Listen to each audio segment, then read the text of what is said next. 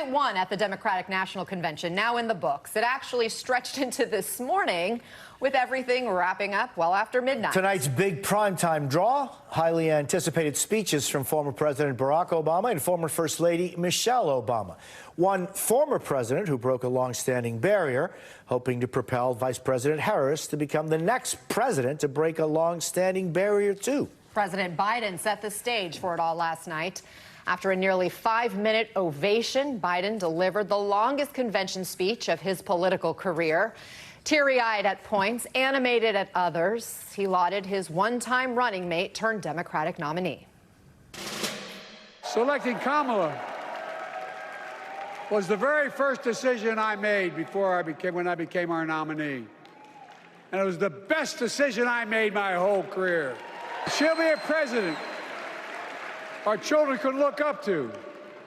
She'll be a president respected by world leaders because she already is. She'll be a president we can all be proud of. And she will be an historic president who puts her stamp on America's future. We have full coverage at the DNC in Chicago, including NBC's Gabe Gutierrez, MSNBC's Chris Jansing, MSNBC political analyst and Politico correspondent Eugene Daniels, and senior White House correspondent for the Griot, April Ryan. So, Chris, the festivities last night dragged way past midnight. What's the big takeaway, and what's in store for tonight? Yeah, if there was any question going into the first day of the DNC, it was answered last night. There is extraordinary energy. I talked to a lot of high-level Democrats who have been to 5, 6, 7 different Democratic National Conventions. They say they feel the energy is as strong as Barack Obama's first, which is legendary in the party. A few even said it was stronger, that they have never seen anything quite like this. Kamala Harris, you see there coming out, the place went wild. And when Joe Biden came out, 3.5 minutes standing ovation. And he said, America, I gave my best to you. It kept getting interrupted by chants of, we love Joe. And there you see him in an emotional moment. So this is not the politician. This is the dad and the father. He had to wipe away tears before he gave his, I think, 52-minute speech after Ashley had introduced him. And I think in between, there was the attack dog as well. By my count, there it is wiping away a tear. By my count, he mentioned Donald Trump 27 times. One of the biggest ovations of the night was when he said Donald Trump promised infrastructure every week for 4 years, and he never built a damn thing. And the place went wild. Look, there was also, I think, a very poignant moment at the very end. When he was done, after he was gracious and generous and passing off the torch, you played where he said that Kamala Harris was the best decision he ever made. He also said multiple times that the accomplishments of his administration were her accomplishments as well. But it ended with him walking off stage with his 4-year-old grandchild, Beau, named, of course, for his son, who died of brain cancer. What a beautiful moment that was. And I think an image that will stay with many of the folks here. Not the speech Joe Biden wanted to give, one they wanted to hear and responded to, I think, in an extraordinary way that you don't often see in a setting like this, Jose and Anna. Gabe, President Biden's speech was part swan song, but parts of it were feisty and future-focused. Take a look. Folks, I've got 5 months left in my presidency. I've got a lot to do. I intend to get it done.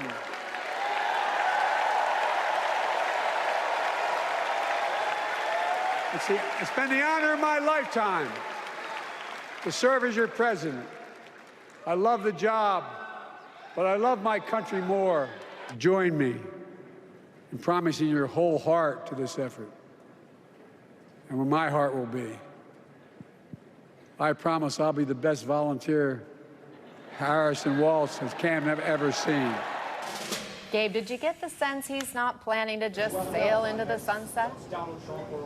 Well, hi there, Anna. Good morning. Well, the president really doesn't have the luxury of riding off into the sunset. Of course, with the Israel-Hamas war, the war in Ukraine, he really can't do that, even though he's waking up this morning in California, going on vacation for several days. Again, the president doesn't have the luxury of fully going on vacation. But, you know, Jose and Anna, it was really interesting. Last night, I was with the president as he spoke to reporters outside of Air Force One. He walked over to the reporters, seeming to want to take questions here. And it was clear that the night deeply affected him. He talked about how the highlight of the night for him was his daughter's introduction. But he was also asked several questions, for example, about Nancy Pelosi, whether he had spoken to Nancy Pelosi. He said he hadn't, but he made a point to say that the decision to drop out of the race was influenced by no one. And his eyes also lit up when he was asked about the latest in the Israel-Hamas war. He said that a deal was still in play. So clearly, this is a president that, while he was ready to pass the torch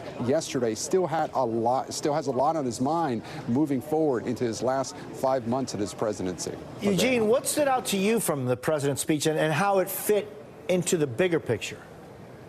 Yeah, I mean, this was, like Chris said, not the speech that he wanted to give, but it did sound like a speech that a person would give as a nominee, right? This was something that this president wanted to cement his legacy, right? He made this, as Democrats have been putting it, this sacrifice. He stepped aside.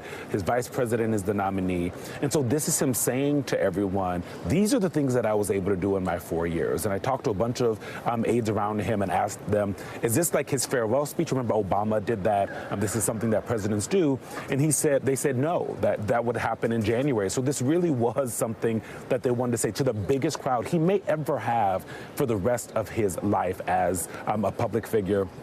And more importantly, that hug that you just saw between him and Vice President Harris was truly the passing of the torch, right? From this day forward, she is the standard bearer for this party. The rest of this convention is going to be about her. One thing I found really interesting is when he talked about, all of my accomplishments are her accomplishments, but he didn't do that for a long time, right? He didn't give Republicans a lot to work with, because what they're trying to say is the things that you don't like, America, Vice President Harris is right there with him. The things that you don't like when it comes to Afghanistan or immigration or the economy.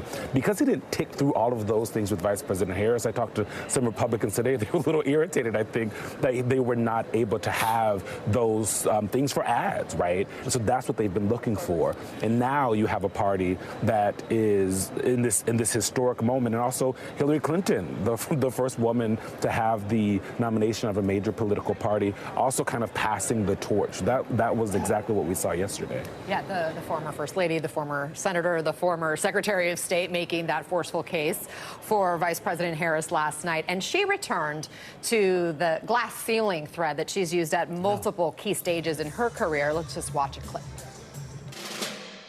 Together, we've put a lot of cracks in the highest, hardest glass ceiling. And tonight, so close to breaking through once and for all, I want to tell you what I see through all those cracks. I see the freedom to look our children in the eye and say, in America, you can go as far as your hard work and talent will take you, and mean it. And you know what? On the other side of that glass ceiling is Kamala Harris raising her hand and taking the oath of office as our 47th President of the United States. April, how do you think Vice President Harris feels about the idea of breaking that ceiling? And why do you think it's something that she really hasn't been highlighting in this campaign? Well, first of all, you have to remember, race and politics and feminism will always follow Kamala Harris, as well as Hillary Clinton, that feminism thing. Remember when Hillary Clinton ran against Donald Trump and she said one of the reasons why she didn't attack him is because women are held at a different standard. So she has to find that neutral ground where everyone can reach out and feel like she's authentic and yet strong. Kamala Harris, again, will have race and politics always find her. And finding that neutral ground, she's watching the mistakes of the past, the successes of the past, so she can move forward in this historic moment. And I'm going to say this, Hillary Clinton was so dynamic. This was one of the best speeches I've ever heard from Hillary Clinton last night. She was in her element. But one of the things that really struck me, she kept talking about the glass ceiling. I'm kind of in the Nancy Pelosi area, where she said it's not a glass ceiling, it's a marble ceiling, because glass is easier to break. And it's taken how long for a woman, another woman, to get here? Let's even go back to 1972, when Shirley Chisholm first ran for president, the first black woman to run for president. And then we had Geraldine Ferraro, who came on the stage, and then we had Hillary Clinton. And now look at where we are. The first black woman, Southeast Asian woman to get a Democratic or any kind of major party nomination. She has to walk a different line than those other women who were not of her same race. So it's going to be interesting in how she does this. And it kind of reminds me of how Barack Obama handled being president and how he handled running, because he was a candidate who happened to be black and ran and won. So it looks like she's doing the same thing, but differently. She is a candidate who happens to be black, Southeast Asian, and most importantly, a woman who is running for the highest office in the land. I agree with you, April. I think it was one of Hillary Clinton's best speeches, and she actually mentioned Chisholm, and she mentioned Geraldine Ferraro, and how she took her daughter to see that moment when Geraldine Ferraro, came up on the national stage. And Chris, I know you were there as well last night. What was the reaction to Hillary Clinton's speech? It was absolutely electric. I mean, people were jumping out of their chairs. The applause were long and loud. And I think for a lot of people in this audience, it brought them back, right? It brought them back to that day when they realized that Donald Trump had been elected, not Hillary Clinton, reminding them how it felt that morning after, reminding them of their daughters who were teenagers, who they thought were going to see the first woman president, who wouldn't get out of bed because they were in tears. This is when we break through, is the moment that she said to this audience, all of it has been leading up to this. And I talked to a group of women who were brought to tears by hearing what Hillary Clinton had to say. I think we can play you a little bit of that. I notice you're very emotional tonight. How are you feeling? I'm extremely excited, but we nominated her to be our president in 2016, so it's also a little bittersweet. What has it meant to have a Hillary Clinton and a Kamala Harris? It is, it was huge for me. Like, when I was younger, I wanted to be the first woman president, which was like very silly. But I've idolized these women my whole life. I've idolized this woman my whole life. You know, it was interesting. I talked very briefly to Jim Clyburn this morning, somebody who was a very savvy politician, and I asked him about the energy. He said it's there, but this is just the start, right? And I think maybe my big takeaway from talking to so many women last night is they aren't saying rote the way I hear from many people at many past conventions, oh, yeah, I'm going to work for the team. They are already working. They have already knocked on doors. They have already made phone calls. They are already gathering other people in their neighborhoods. And they are determined to see that Hillary Clinton's loss is something that Kamala Harris can build on and take it all the way to the White House. That was the real difference for me, I think, not just the energy, but the determination that I heard from so many people in this hall, which you might note is empty. I think they're very tired this morning. And yet you look as bright and as beautiful and as articulate as ever, Chris. I don't know how you all do it, all of you who are with us this morning. I know you were burning the candle on both ends. Eugene, as we look ahead to tonight, what are your expectations for the speeches from the Obamas? Yeah. I mean, maybe double yesterday, right? Like, these are two people who are the most popular Democrats in the world, right? And Michelle Obama is often seen as the most influential, most admired woman on the planet, right? Her and Oprah. And so that's exactly what we're going to see. It's going to be interesting how President Obama specifically operates here, because he came out that Friday after the debate and said that, you know, bad debates happen, but then he was quiet, right? He was pretty silent. And we are still waiting to figure out what was happening behind the scenes when he was seeing how badly and how many Democrats were calling for his former vice president to step aside. So how he thanks Joe Biden and then pivots into getting everyone excited and ready for Vice President Harris. And the same thing for Michelle Obama, right? Vice President Harris is right in the middle of them, being a black woman, being the first black woman to possibly be president of the United States. So she has to kind of toddle this line that both of them have had to do, and I think a lot of Democrats would say successfully. Yeah, I mean, one of the questions a lot of people ask is what role or how much of a role did the former president have in suggesting to President Biden that he step aside? But, April, what role do you see the Obamas playing going forward in the campaign? Well, first of all, they are going to give unanimous support behind Kamala Harris, because when all of this went down, Barack Obama was receiving calls from so many people after that debate that President Biden did not make a stellar performance in. But Barack Obama received calls, fielded the calls, and, you know, there has been a little bit of a concern. People have wondered, you know, why, you know, was he fielding calls? But the way we understand President Obama and people like Nancy Pelosi were concerned about the democracy and saving the democracy. And that's one of the reasons why Joe Biden last night was the hero of the evening, because he says, I am stepping aside to save the republic, something that Benjamin Franklin said in the Constitution, the Continental Convention, for the Declaration of Independence. So at the end of the day, Barack Obama, one of the greatest orators of our time, along with Bill Clinton and his wife, will stand and give his support to Kamala Harris, give his support to keeping the democracy straight. This is about saving the democracy, not about personal feelings, but also support for this Democratic nominee who they hope to win the Oval Office. April Ryan, Chris Jansen, Gabe Gutierrez, Eugene Daniels, thank you all for starting us off this morning. Up next, high alert in Chicago. Protests at the DNC leading to arrests after a security breach. How law enforcement is looking to keep people safe. Also, how the Trump campaign is hoping to pop the Democrats' party bubble with swing state counter-programming. But can Trump stick to the script and avoid personal attacks? And later, another historic position that might come out of this election. The first gentleman. The unique role Doug Emhoff could carve out for himself in American politics if Vice President Harris wins the White House. We are back in 90 seconds with more coverage from Chicago and the DNC.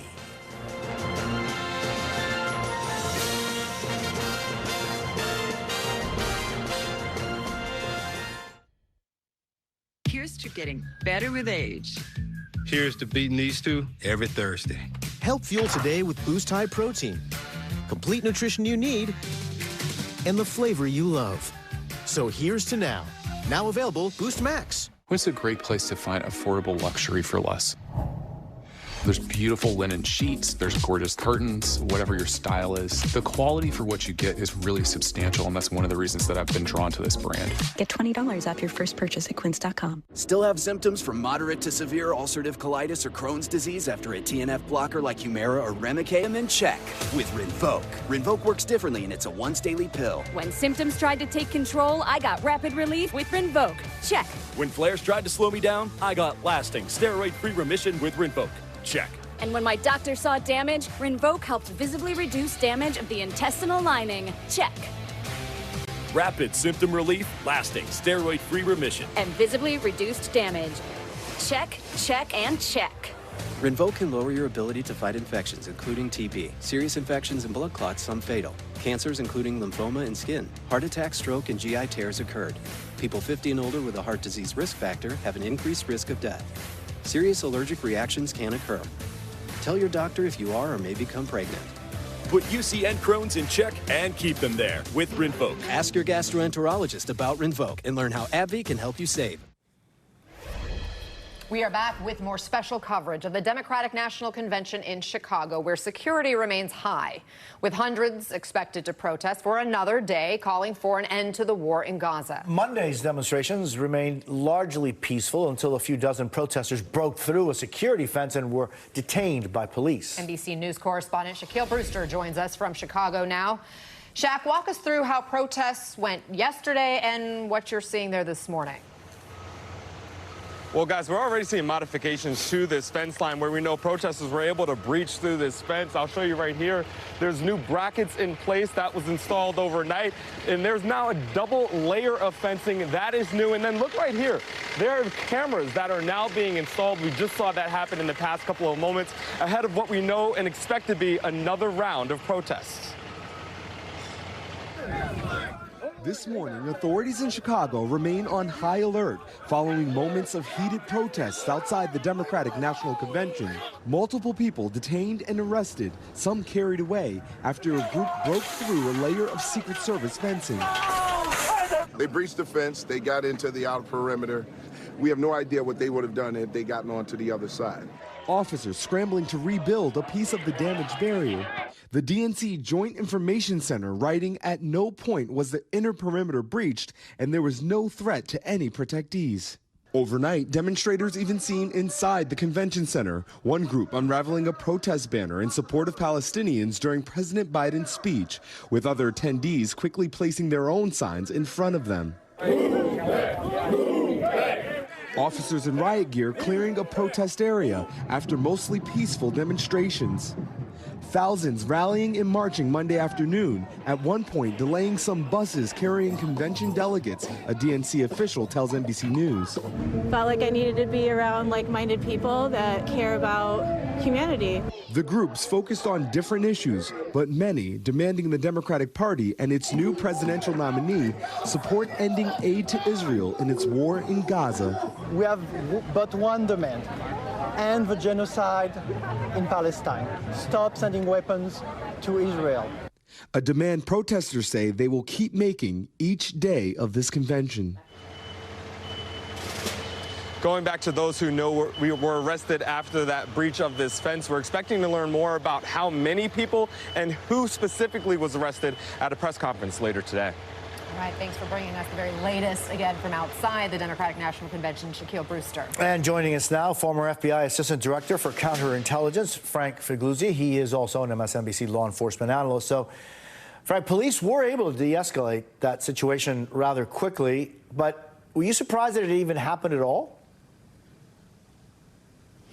So, look, we've got so far so good here. No, you never want a perimeter fence breached, but the quick response of Chicago PD was appropriate. And now, of course, as we've heard, an additional layer is going to be inserted. And by the way, I'm hearing Chicago PD will be patrolling and posted within that additional perimeter. And to put this in perspective, Jose, that fence segment that was breached was several hundred yards away from the next perimeter fence. So that's several football fields away from even the next fence. And now we have an additional fence. So, Frank, would you expect any other security posture changes after that incident yesterday, or was that exactly the type of situation police were prepared for and expecting?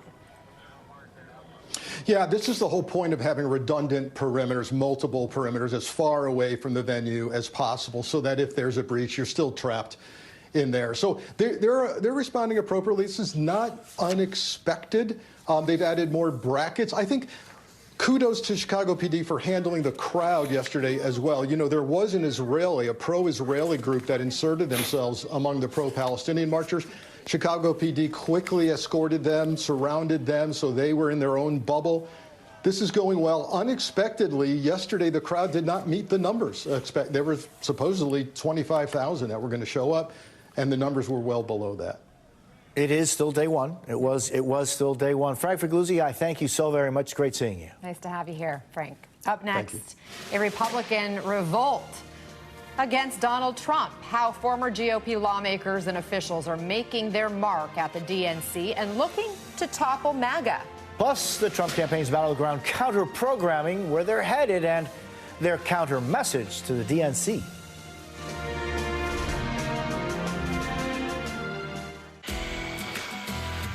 When the sawdust settles and the engine finally roars, the thing you care about most is a job well done. But when you get your tools from Harbor Freight, something about the job feels a little different. Your wallet. Because we believe no matter what you're working on, you need high-quality tools at a great price. And that's what we're all about.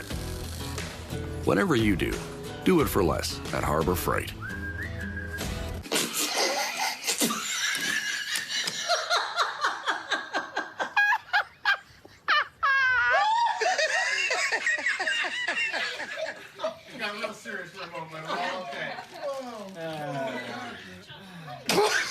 What's with the what?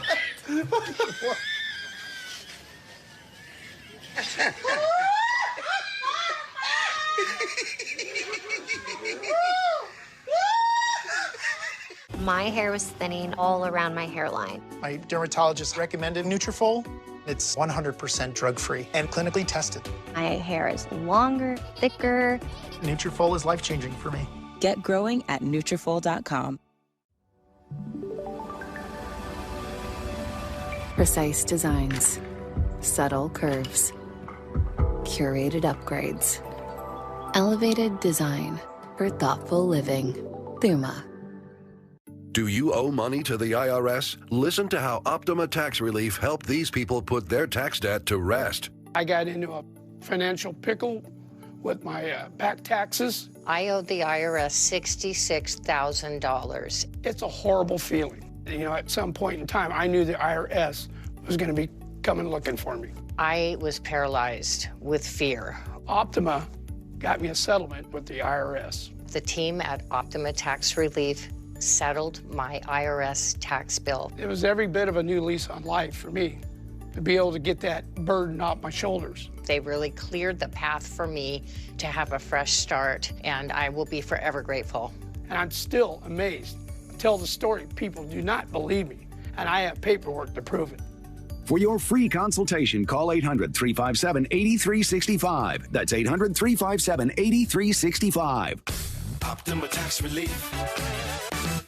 The best feeling is when we take off our bras. It's not true. So you take off your bra, but then you feel the weight. What's the solution? Honeylove bras are the most comfortable bras I've ever worn. No underwire, so there's never any digging into your skin. There is some boning on the sides, which make it super comfortable and supportive. And one of my favorite parts, no back fat. Never. The back shops are so wide and so seamless. I could work out, I could run, I could dance, I could do anything. It's fun, it's beautiful, it's supportive. Free 30-day returns. Shop now at honeylove.com.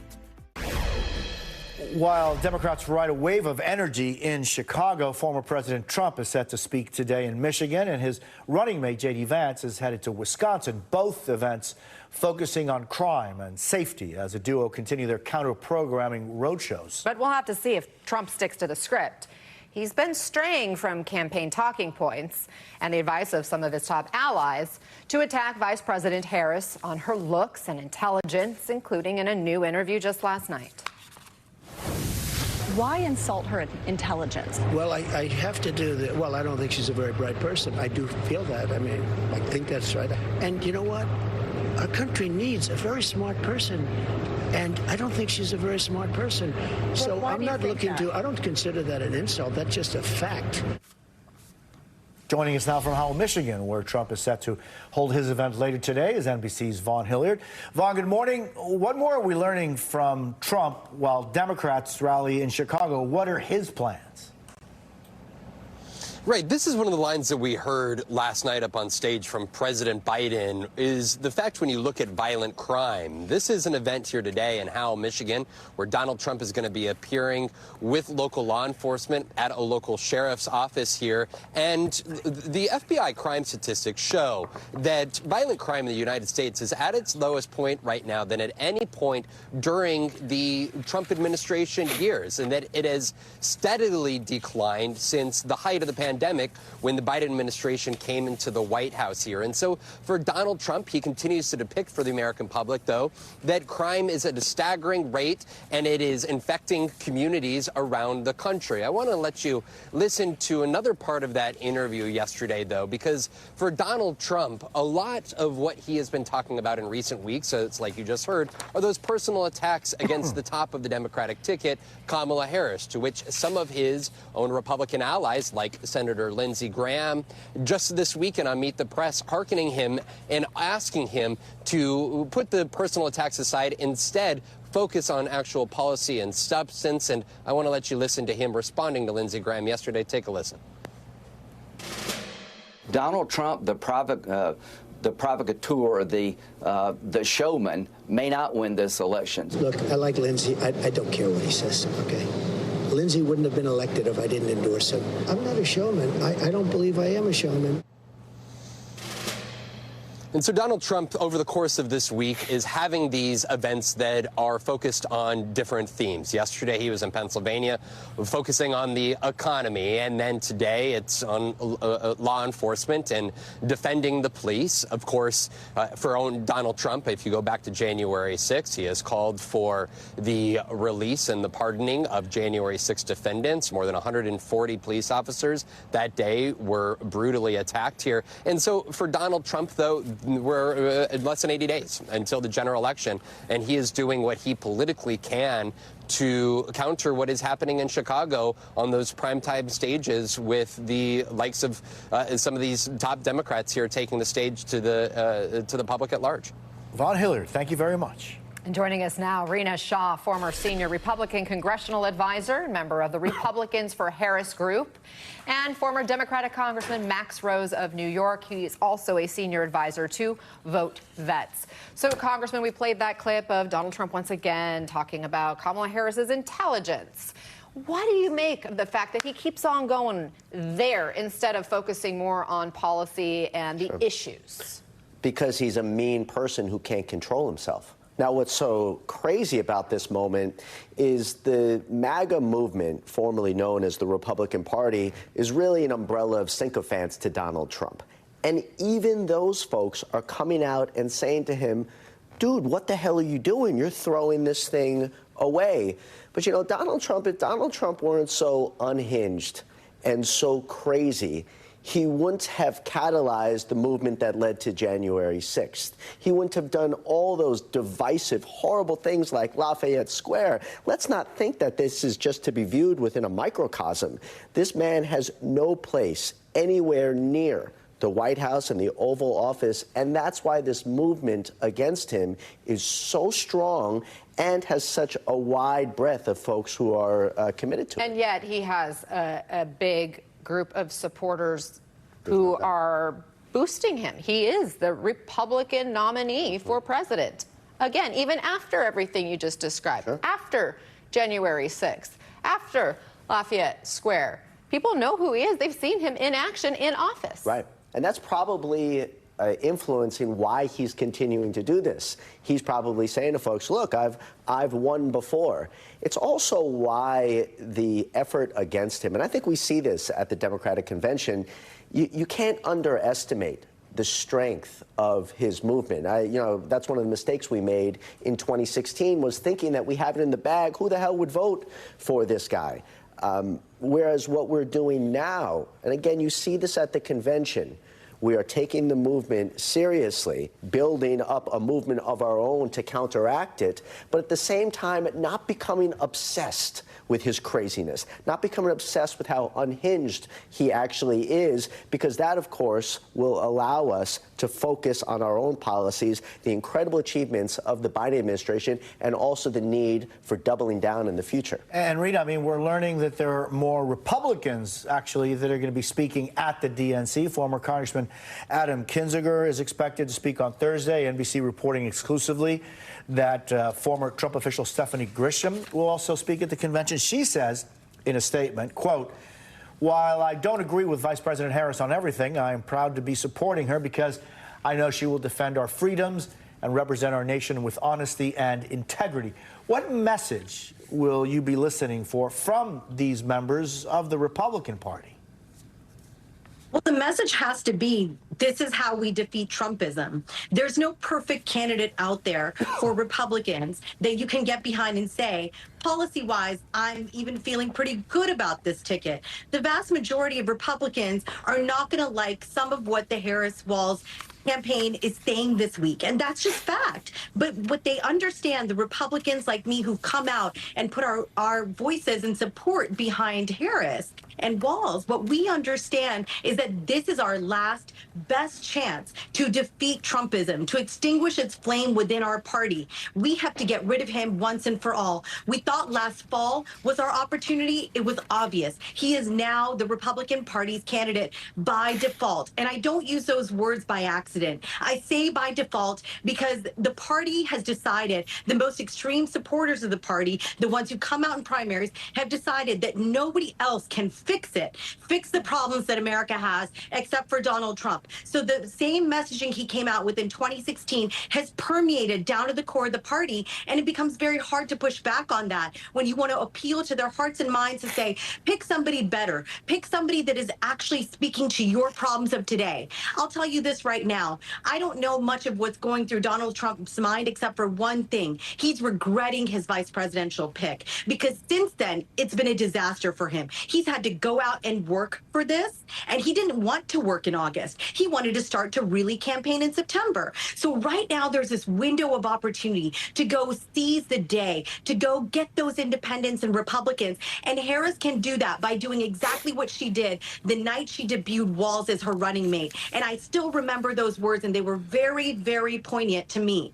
And I think to vast majority of Americans, she basically said, and I'm paraphrasing, that she wanted to help American families build wealth. That was the messaging I used to hear from Paul Ryan and all his contemporaries.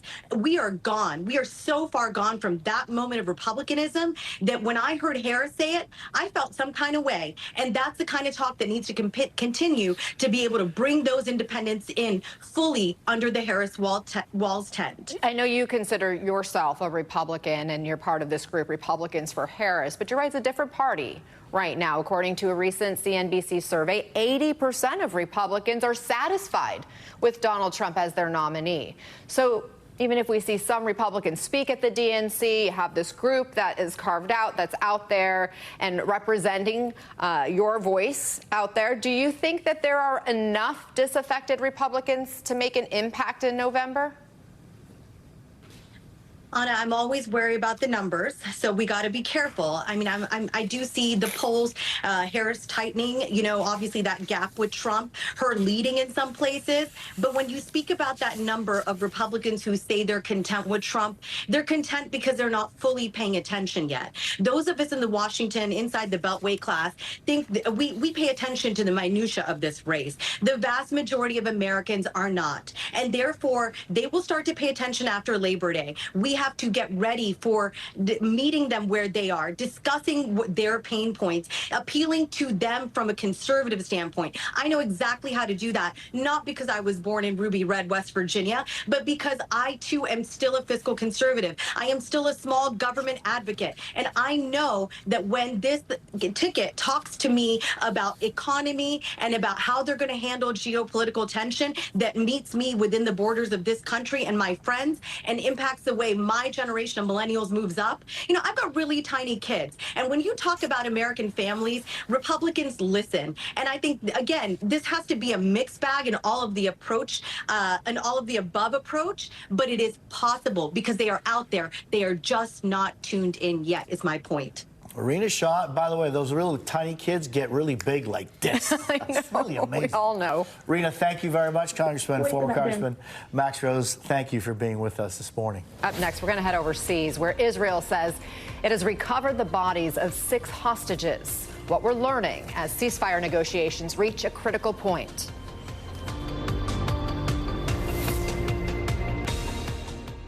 What the biggest companies deliver is exceptional customer experience.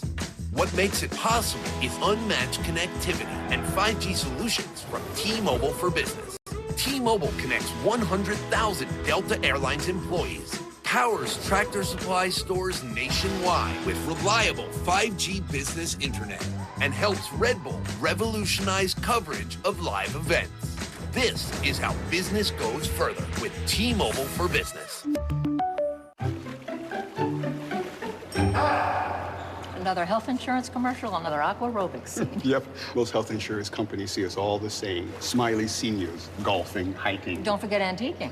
That's why I chose Humana. They see me, not a stereotypical senior. I'm pre-diabetic, so I talked one-on-one with the Humana health educator who really helped me. Now I'm taking free cooking and meditation classes. Not aqua aerobics. Better care begins with listening. Humana, a more human way to health care. For gentle, dependable constipation relief, try Senecot. It works differently than other laxatives because it's made from the senna plant, a natural vegetable laxative ingredient. Gentle, dependable Senecot. Also available in delicious gummies.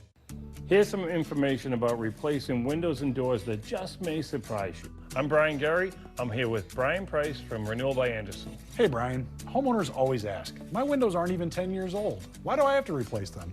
But if they aren't quality windows, they may not last. Some builders put money into kitchens and bathrooms and cheap out on the windows. I see it all the time. But your reputation for quality is unheard of in this industry. Well, thanks, Brian. We've been the full-service replacement window division of Andersen for almost 30 years. So when people don't want to mess around and they want quality, they call us. What can you say about your certified master installers? Well, a new window or door is only going to last if it's installed properly. Renewal by Andersen installers go through intense classroom and field training programs. Many of them have installed thousands of windows. I mean, talk about mastering something. If the homeowner has an issue and has to chase down different contractors and companies, they get stuck in the blame game, and that's the worst. Right. The manufacturer points to the installer points to the manufacturer. With us, there's no blame game or finger pointing because we manage the whole process, from consultation to installation. And you don't do estimates? No, we do something better. We'll come out, assess your current windows and doors, and leave you with an exact price that's good for an entire year. Nice, no pressure.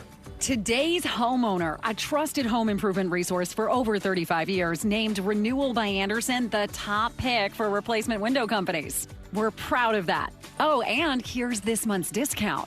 It's Renewal by Andersen's 31-day sales event. Buy one window, patio door, or entry door and get the next one 40% off with a minimum purchase of 4. Plus, save an extra $45 off every window and door with no money down, no monthly payments, and no interest for 12 months. Our 31-day sales event ends August 31st. For a free appointment during this sales event, call 1-800-460-7700. Why is rowing with Hydro the best workout for you? Rowing is a full body workout. With rowing, you can get fit faster. Work out all over the world without ever leaving your home. We need a small business loan fast. I got this. Loan Falcon! There's a better way to get a fast small business loan. Go to OnDeck.com, and if approved, get your funds as soon as the same day. Your loan is on deck. We're excited to do business with you, but before we sign, I gotta ask. Sure, anything. We searched you online, and maybe you can explain this? Can't believe that garbage is still coming in. That is so false. Frustrated with your online search results? Call Reputation Defender today to join tens of thousands who've improved their online reputation. Get your free reputation report card at reputationdefender.com or call 1-877-866-8555. This bakery needs new equipment fast to keep up with demand. So they're going to OnDeck, the online lender that makes it easy to choose your loan and, if approved, get funds as soon as the same day. Your loan is on deck. We're back with new developments in the Israel-Hamas war. Israel now confirming it recovered the bodies of 6 hostages in Gaza. That news, the Secretary of State Anthony Blinken is in Cairo for more ceasefire talks this morning. Joining us now, NBC News correspondent Matt Bradley in Beirut this morning. Matt, what do you know about these latest rounds of negotiations?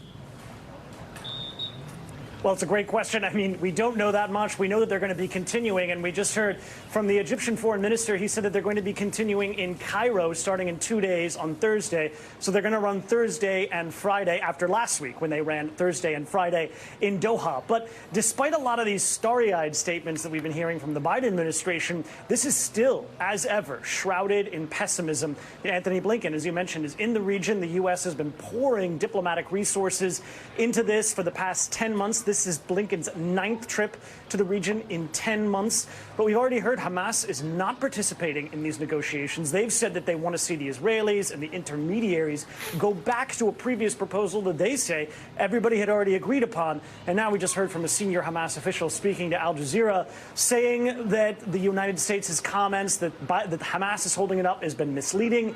And he said that the U.S. is buying time for the Israelis. Guys? Matt, what more can you tell us about those 6 hostages who were recovered from Gaza overnight?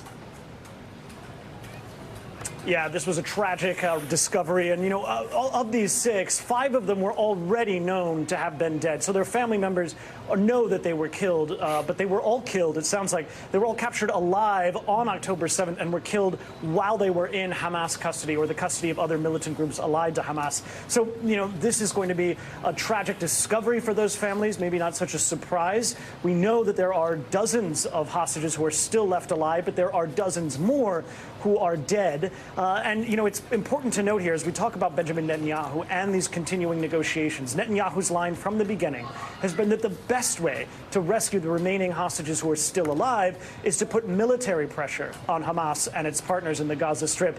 But so far, the IDF has only rescued 7 hostages alive. So there has not been very much success when it comes to bringing military resources to bear on finding these hostages.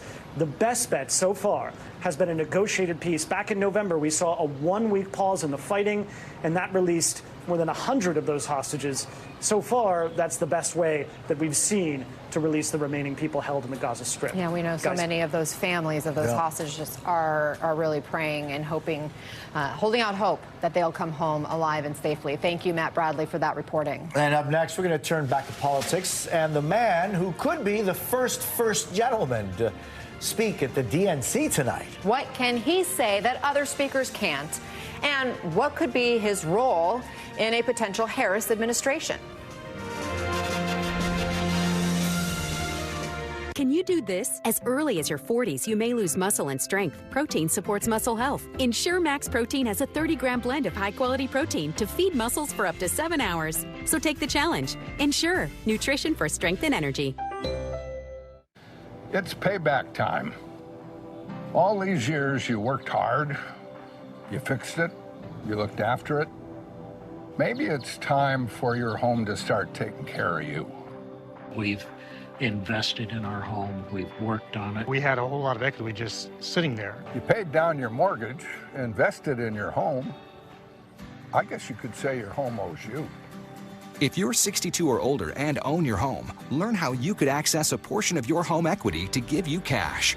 A reverse mortgage could put more money in your pocket by eliminating your monthly mortgage payments, paying off higher interest credit cards, and covering medical costs. Look, Finance of America can show you how a reverse mortgage loan can use your built-up home equity to give you tax-free cash for almost anything you might need. Just eliminating the mortgage payment freed up a lot of cash for us. I get to go and do what I want, when I want. Finance of America customers talked about the counseling they got along the way, so they know how a reverse mortgage works and how their home could help pay them back when they need it the most. I have no worries anymore. The fact that we're still in this home means so much. It's done everything for us that we hoped it would do for us. Call now to receive your free, no-obligation info kit. The kit shows you how to get the cash you need using your home's equity with a reverse mortgage. Find out how your home can start taking care of you. Call 1-800-789-5153. The worry every single month to make that payment was gone.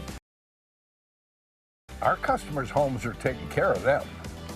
Maybe your home could do the same for you. Call Finance of America, the country's #1 reverse mortgage lender, and get your free info kit. Call 1-800-789-5153. 1-800-789-5153. It's time to grow your business. Create a website. How? GoDaddy. Coding? Nah. But all that writing? Nope. AI. Done. Built. Let's get to work. Create a beautiful website in minutes with GoDaddy. Dude, what are you doing? I'm protecting my car. That's too much work. WeatherTech is so much easier. Laser measured floor liners up here, seat protector and cargo liner back there. Nice. Out here, side window deflectors and mud flaps and the bump step to keep the bumper dent free. Cool. It's the best protection for your vehicle, new or pre-owned. Great. But where do I order? WeatherTech.com. Why do couples choose a Sleep Number smart bed? I sleep great now that my side's as firm as my heart desires. My heart desires soft. Sleep Number does that. Your ideal firmness and effortless comfort all night. During our biggest sale of the year, save 50% on the Sleep Number limited edition smart bed. Shop now at a Sleep Number store near you. Did you know GoodRx can help you get a better price on your family's prescriptions? I just open the app, type in the name of our meds. That's it. Savings on my husband's blood pressure refills and savings on my daughter's allergy pills. Prescription savings for the whole family. Another good reason to check GoodRx.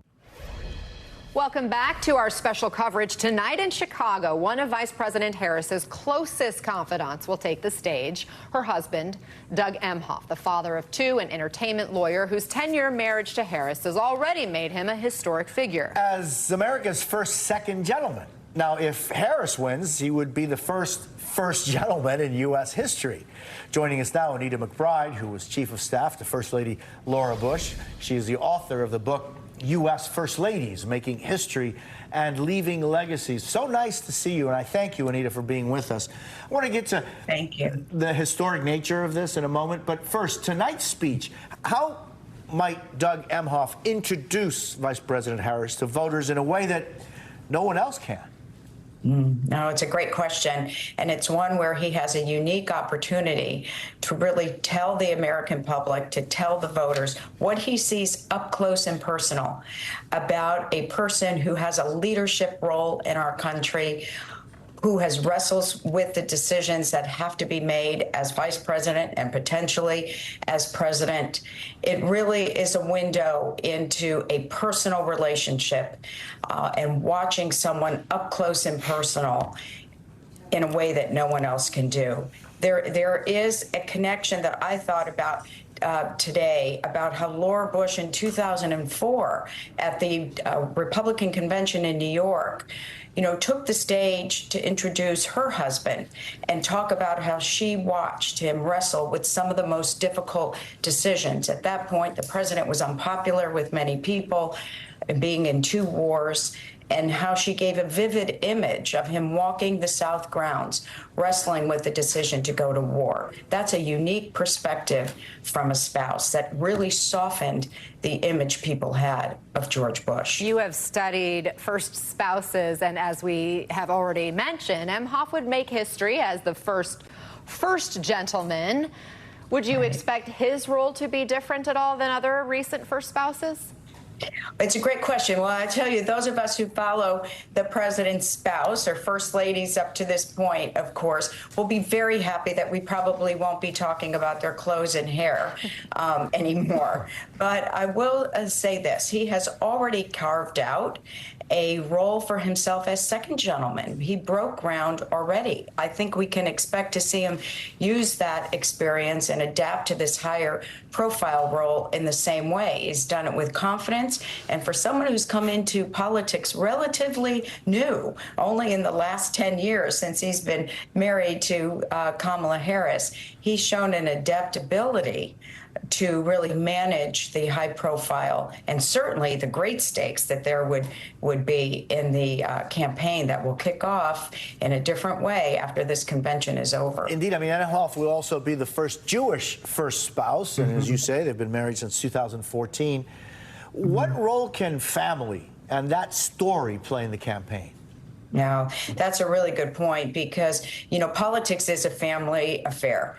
And he has already demonstrated, his interest, of course, in the issue being Jewish, the anti-Semitism initiative that he's helping to lead for the administration. I mean, that brings credibility and authenticity to a topic that he certainly has carved out as his initiative and has said that he would be very focused on this if he were to become the nation's first gentleman. He already has experience talking about it. And I think what's really important to remember here, too, is would the president, his wife, support him in doing that? And all indications are that she would. Anita McBride, so wonderful to have you. Yeah. Thank you for sharing your insights. It's nice to see you. Thank you very much. And in our next hour, we will talk to a former speechwriter for President Obama, a behind-the-scenes look at crafting a convention speech and how Obama could lean into the historic nature of his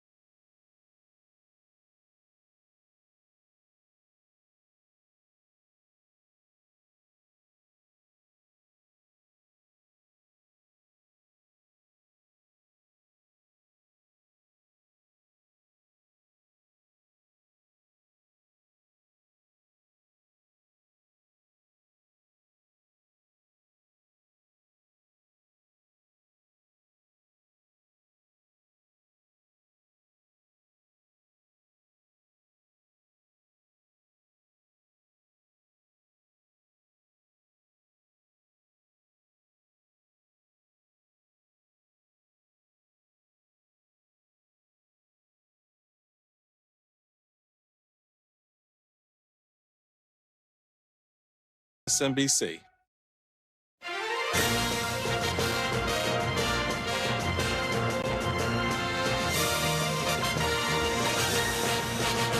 Good morning, 11 a.m. Eastern, 8 a.m. Pacific. I'm Jose Diaz-Balart in New York with my friend and colleague Ana Cabrera, continuing our special coverage of the Democratic National Convention. In just a couple of hours, we're going to be hearing from some of the most prominent names in the Democratic Party, including former President Obama, former First Lady Michelle Obama, all making their case for Vice President Harris. It comes after a late-night speech from President Biden. It lasted nearly an hour, where he delivered his ode to the vice president and invoked a little humor as well. Her story represents the best American story.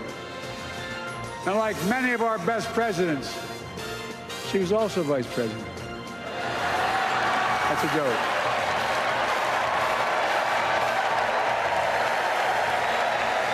But she'll be a president our children could look up to. And joining us now from Chicago,